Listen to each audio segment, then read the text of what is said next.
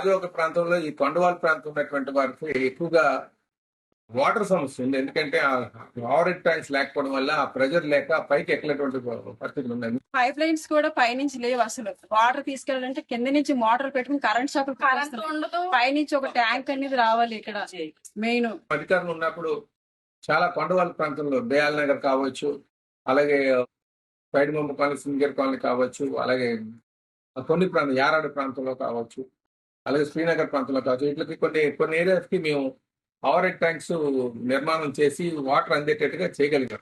మన కొండపైన ఒక వాటర్ లైన్ ఉంది, పైన అటువైపు కూడా ఒక వాటర్ లైన్ ఉంది.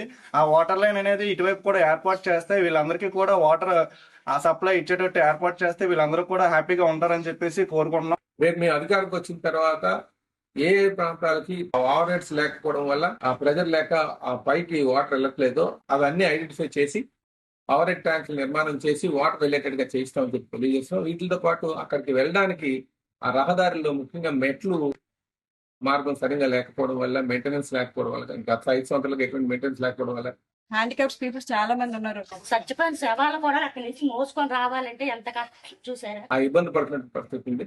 మేము అధికారికి వచ్చిన తర్వాత ఆ మెట్ల మార్గాలు కూడా వాటికి రోడ్లు కాంక్రీటింగ్ చేయించడం, రిపేర్ చేయించడం పనులు కూడా చేపిస్తామని చెప్పేసి తెలియజేస్తున్నామండి.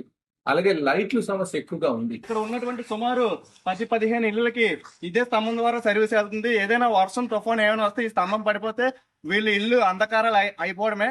ఆ లైట్లు గత 5 సంవత్సరాల కోట్ల నుంచి కూడా ఇన్ఫ్రాస్ట్రక్చర్ మీద పెద్దగా ఈ ప్రభుత్వం దృష్టి సారించలేదు. ఈ లైట్ల సమస్య కూడా మేము పరిష్కారం చేస్తాం.